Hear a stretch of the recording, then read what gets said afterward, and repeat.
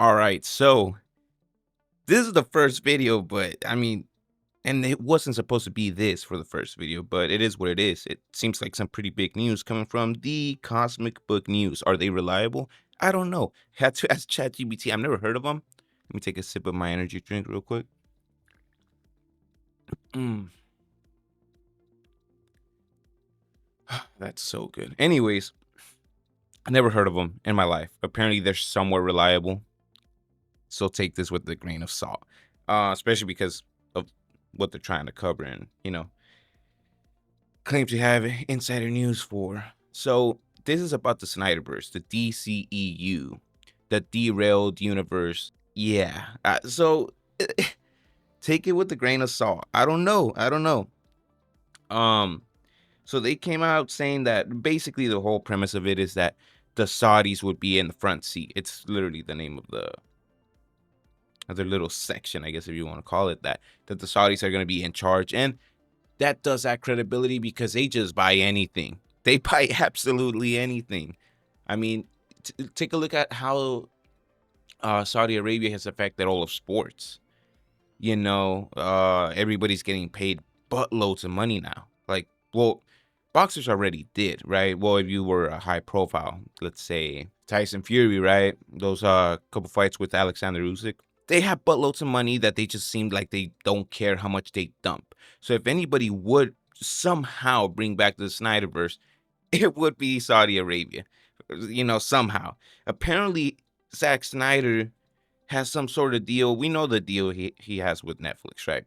But apparently there's some sort of deal that ties him together and the UFC to Saudi Arabia.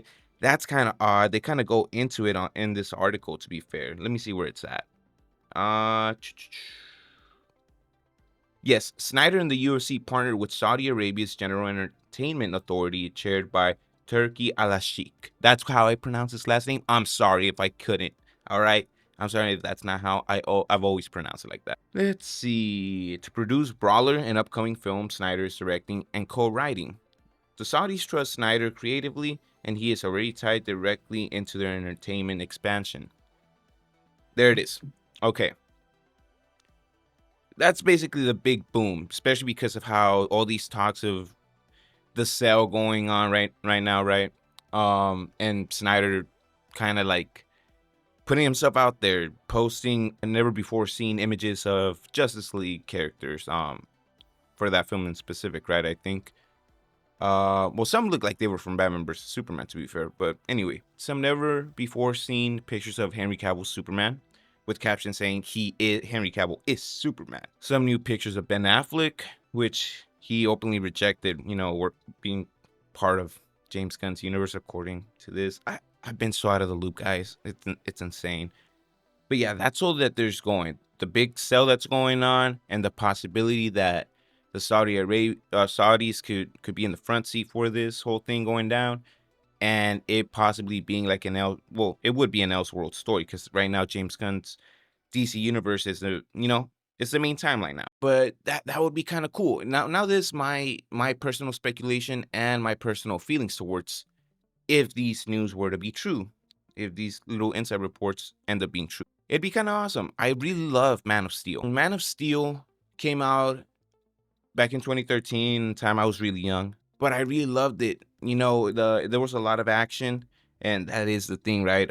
Too many broken things, torn apart buildings, and it's supposed to be a Superman film. The way that everybody sees Superman is just as, well, how James Gunn portrayed him in his new Superman film, trying his best not to cause all that wreckage, if you want to call it that. But I was never against Snyder's take on Superman. I personally have never been the biggest Superman fan. And then I watched Man of Steel, and it kind of opened me up more, and I started getting into the character more. And yeah, I really love the concept of him, obviously now, for the past couple years, obviously, of being a bright figure in comics. But I didn't mind what Zack Snyder did in Man of Steel.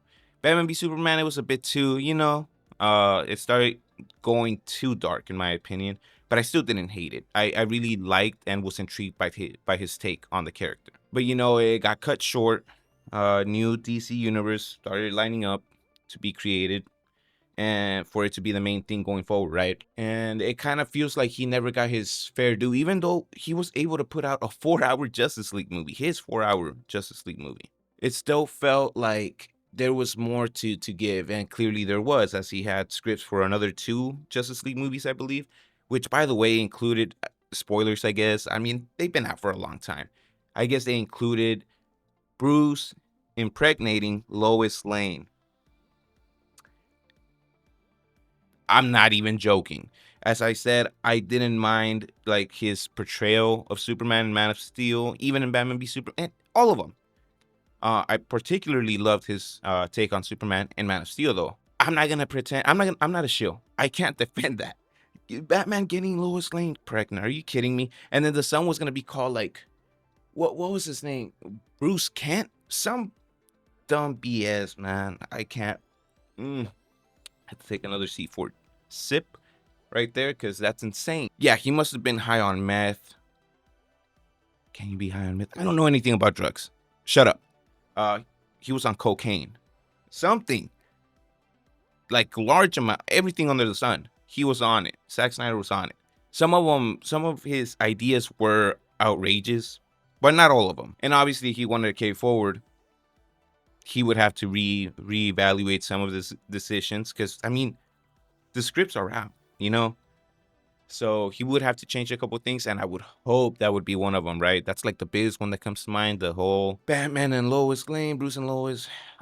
Get that out of here, please. Besides that, just looking at Man of Steel and all his previous work, I never hated them. As a matter of fact, growing up, I learned how to appreciate Man of Steel. I really liked Man of Steel, but I learned to love it as I grew up, because it was, well, I grew up, I just watched it as a, keep in mind, I was a teenager. I watched it as a action flick, just to see Superman beating up General Zod or a bunch of Kryptonians, right?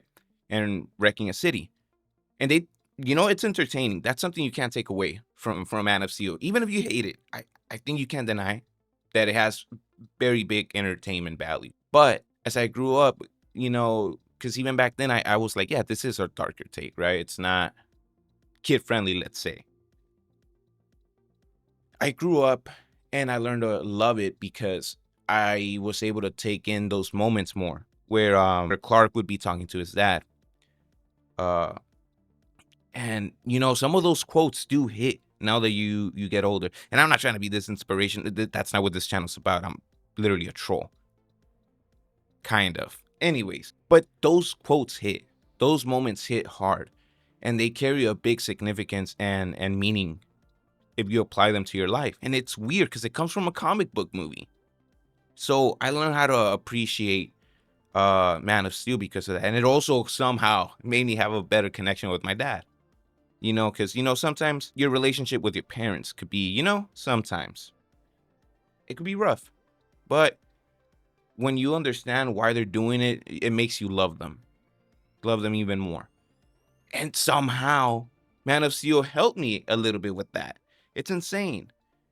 So like I said, I do have a bias towards those films. I'm not going to say I don't. As I said, Superman, I really like Superman, the new one by James Gunn. I really liked it. It's very solid. But I also like Man of Steel. And I also like Batman v Superman. I'm in the minority there. The only movies I really didn't like back then from the DCEU were Suicide Squad. The original Suicide Squad from 2016 that got butchered to shreds. Shazam 2 was pretty mid. Black Adam was mid, but, entertainment value right there. Yeah, I guess that's it. There's not many I hate. Oh, 2017 Justice League. I really didn't like it. But in general, I feel like I like most of them, and the ones I didn't really hate them except for a couple. So this would be cool. Imagine this. The more you have, the more we can get, I'll take. I'm in a stage in life, everybody is. When you're an adult, you want to escape reality. And that's what movies were to me. So is this a possibility? Yeah, it's not out of the realm of possibility. I would actually love it if it did happen, because as I said, having both would, you wouldn't be able to get either side. Well, no matter what you do, people are going to get mad. But it'll be less people. You get more content. We as fans get more content. We get to pick and choose what we want to watch. It'd be awesome. And do I personally think it would happen? There's a strong chance, in my opinion. And as I said, I'm down for it. But thank you guys so much for watching the video, and I catch you in the next one.